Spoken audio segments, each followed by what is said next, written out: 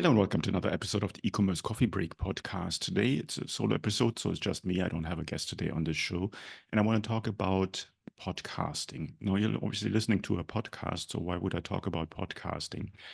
I have done a podcaster meetup the other week here in Buenos Aires in Argentina. And we were a bunch of podcasters coming from all walks of life. And we're talking about how they use podcasting in their business, or if the podcast itself is a business. Now, an interesting fact came up that one of the podcasters there was the podcast host for a couple of years for Lego, the toy company.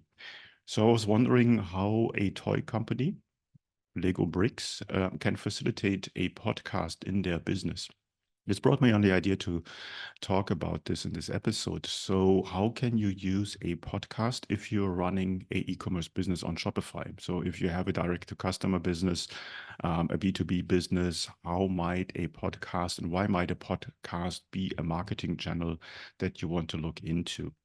Now, first of all, podcasts are relatively low numbers, are in relatively low numbers compared to other marketing channels. So apparently there's about 4 point something million podcasts out in the world. That includes literally every podcast, every language worldwide, every topic.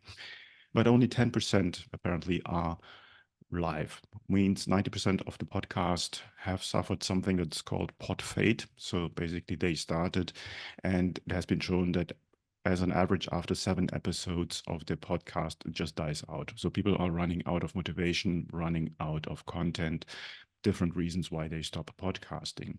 So 400,000 worldwide, again, every topic, every language, every country is not a lot if you compare that to, for instance, YouTube, which has a couple of million YouTube channels out there, or the tens of millions of blogs that are out there.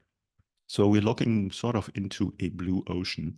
And if you then really have a specific niche and you break it down, let's say I don't know, you have a product that is appealing to a certain audience in a specific or for a specific hobby, then you can basically find a very small market there, a very small number of competitors in this niche that are running a podcast. If you're really lucky, there might be no one in there.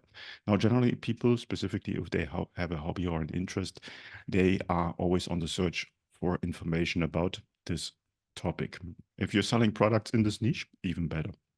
So, how can you use this, or why would it make sense to build a podcast? First of all, you can build up a very close connection to your audience.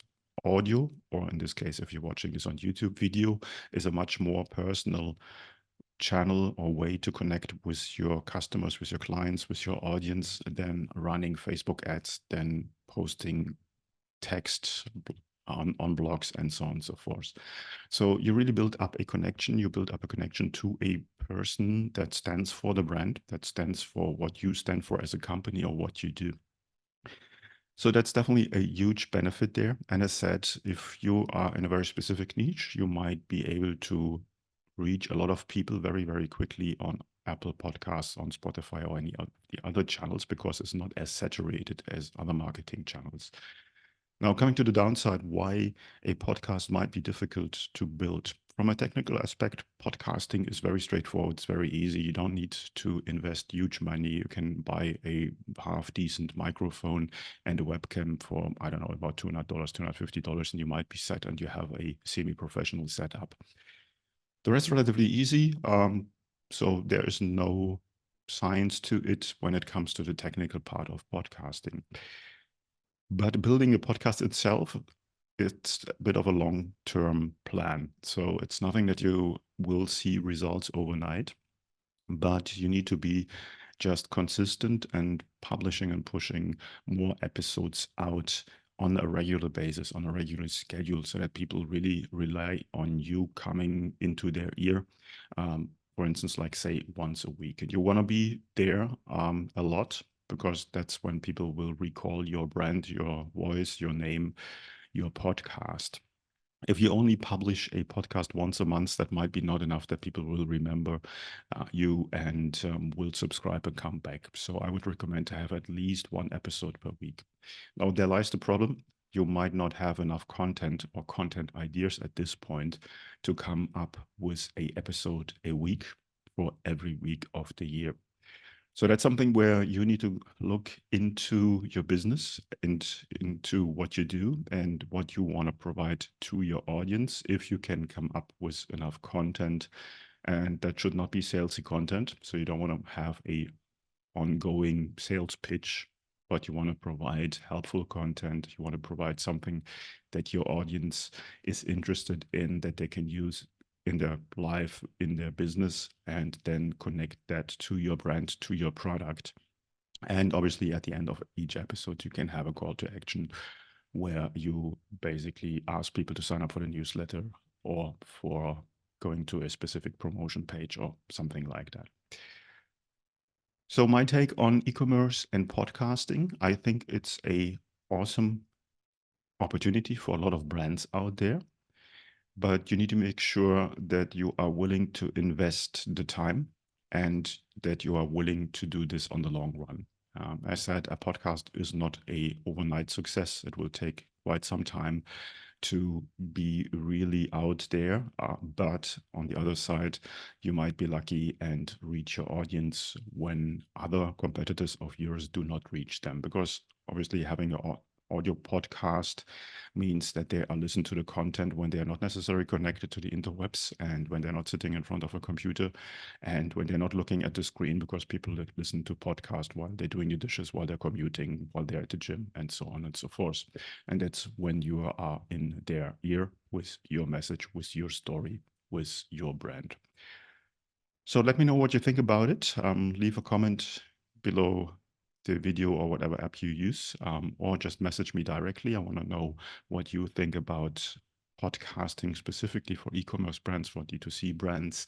Is that something that you have tried? Is that something that you have seen somewhere else? What do you think about it? Is it a good idea or not? That's it for this episode.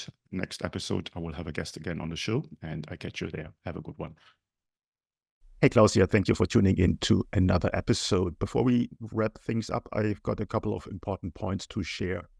Firstly, if you have enjoyed today's episode and want to support the show, here's a simple way to do it. Help me out with that algorithm magic by liking, commenting, and subscribing on your favorite podcast app.